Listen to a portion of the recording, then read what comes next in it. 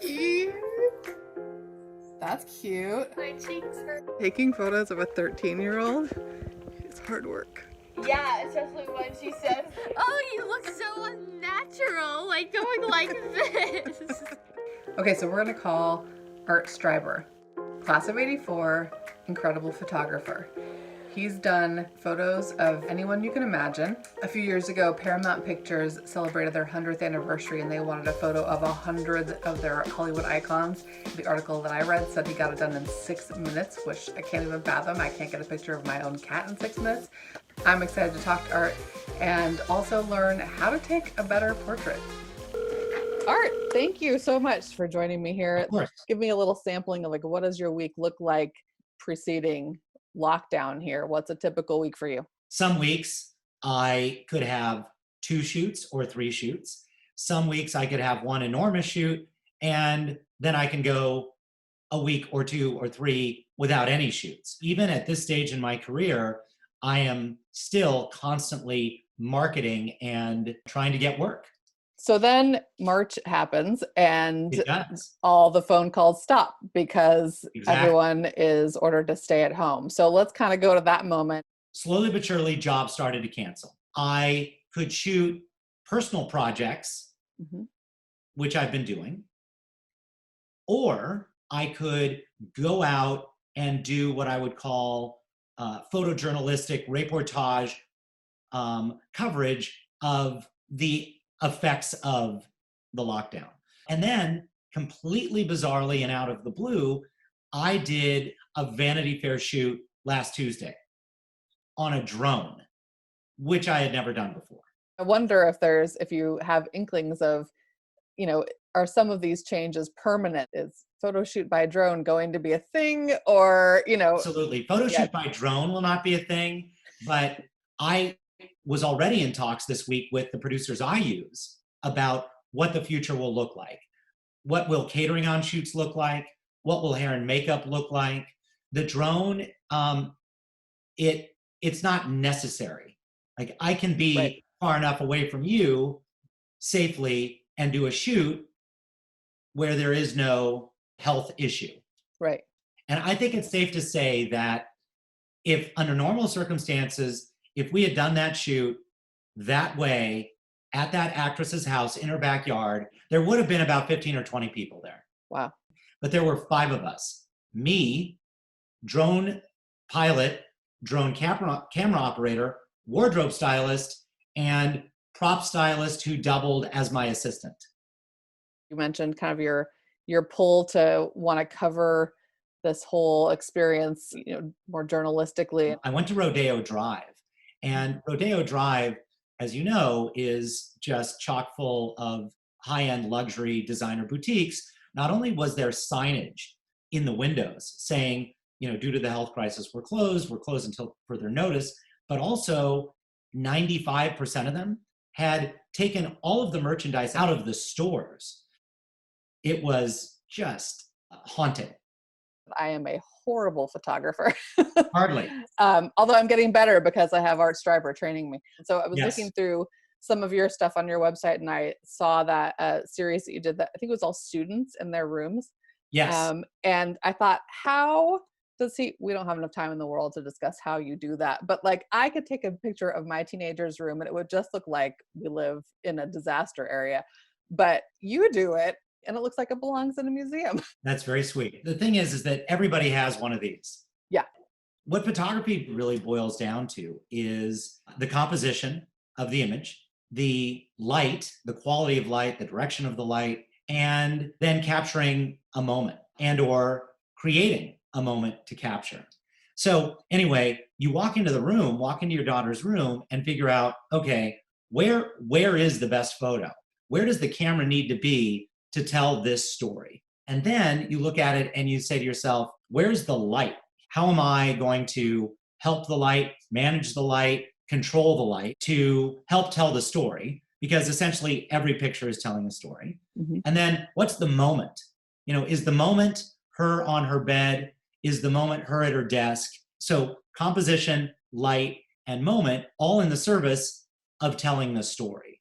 Great. Okay, well, I'll try. Well, I'll try. All of us who are stuck in our homes That's, you know what? taking That's photos of great. nothing. That's a great challenge. It's a great challenge to do what's called the environmental portrait of the people you're living with. If you had to think about your husband in quarantine, what is that definitive moment? And how would you best capture it? This could be an amazing portrait series of alums, by alums, for the Loop or for the magazine. It's a great idea. And you're welcome. Yeah. We'll be stealing that. Thanks. So that kind of leads us pretty seamlessly into the project that we decided to do together, which is, okay, so a lot of people have graduates who are not getting a ceremony right now, whether that's college or high school, Yes. or even my own daughter was to have an 8th grade graduation, and now those are gone. And so we talked about, maybe giving people some tips on how to take a good graduation portrait to kind of commemorate that day or that time. We needed a bad photographer. So luckily, I have great range in the things that I'm bad at, and photography is one of them. So I took probably 30 photos, and I sent you 2 that I thought were maybe the best. And you were so nice. You were like, great job. We need to change everything. So in the best, nicest way possible.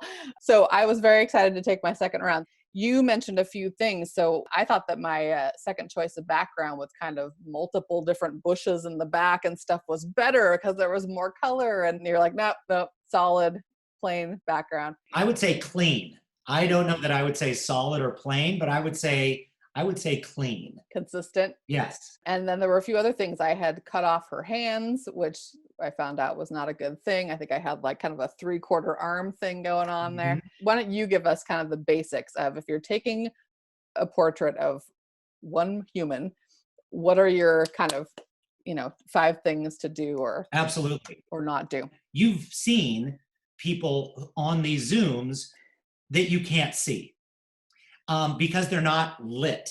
Right. Or they're not lit well. Right now, the light on you is fantastic. Absolutely fantastic.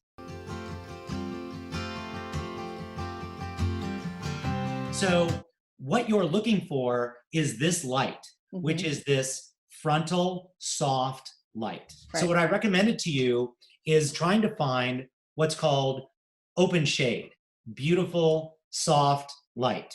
And you're going to find that on the north side of your house. You're going to find it under an awning where you're in the shade, but you're not in the dark, because there's all of this, what's called ambient light, flooding in to that space.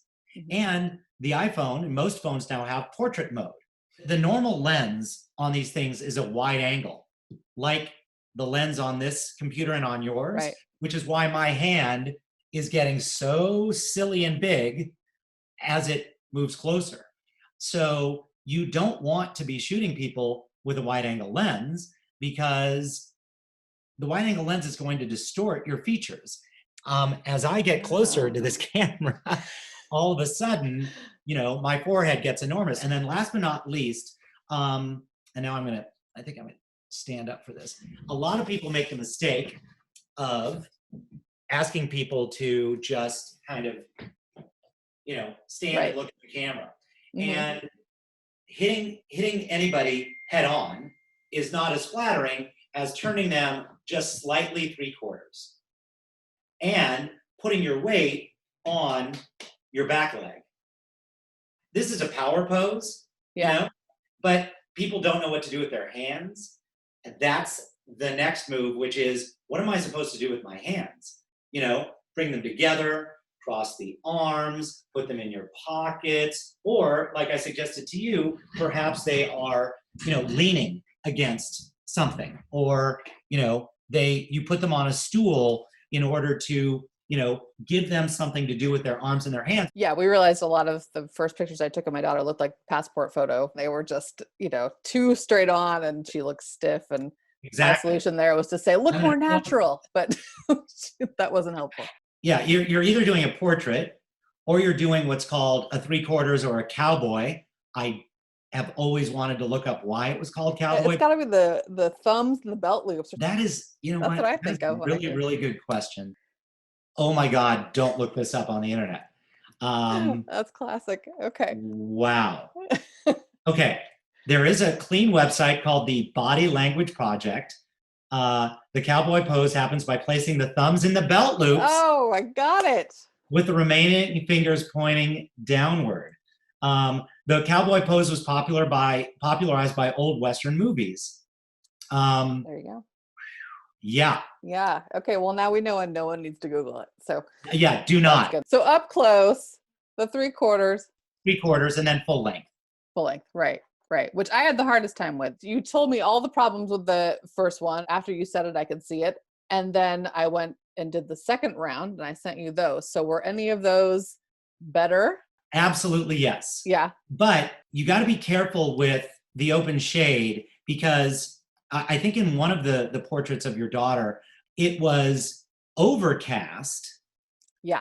Which is great light, but overcast light can be what we call very toppy. And that toppiness is also not that flattering. And the other thing to consider is trying to do these pictures either at the beginning of the day or the end of the day when the sun is, lower in the sky. So I may do a third round yet, but if she will tolerate me. She said, I'm done being a model. I'm over it. I get it. But it's hard work. I feel like I'm already better equipped. Everything I know about photography, I learned from Art Streiber. So I'm pretty well equipped now to go out and take a decent photo in June of her. And that will be great for us. So that brings me to my last little question for you, which is every family has their own, the documentarian of the family, right? The person who takes most of the photos. So I have to assume that you are your family's documentarian. Is that true? And do you drive your family crazy? Are you capable of taking just the casual photo, or do you need to fiddle? And then I also wonder what happens when somebody on the street says, hey, will you take a photo of us? Not knowing, who you are. And if I'm out on the street and somebody says, hey, can you take a picture? I happily take their picture. If I'm with one of my daughters, they might then give me a bunch of crap later that I should have told them who I was, or that I didn't tell them who I was, or thank you for not telling them who you were. What I will do is I might do exactly what you and I were discussing, which is I might, move them into a beautiful backlit situation, or, move them into an open shade situation, in which case my family says, you couldn't help yourself, could you? And I said, well, I wanted to give them the best possible picture I could. But to answer your first question, yes, I'm the documentarian, and no, I'm not in a lot of photos. And I do drive the family crazy, but I then remind them that when they go back into our family archive and database and they find these old pictures of themselves, which they love and share, that was only possible because I bothered them into letting me take their picture in the moment. I want to thank you for doing this. It was really nice to get pleasure. to chat with you. I've been a fan for a long time, and you're kind of legendary around Stanford Magazine office. So it's very sweet. I'm glad we got a chance to meet virtually. Maybe someday it'll be in person. Absolutely. Stay healthy. We'll talk to you soon. Thanks. All right. Bye. Thank you.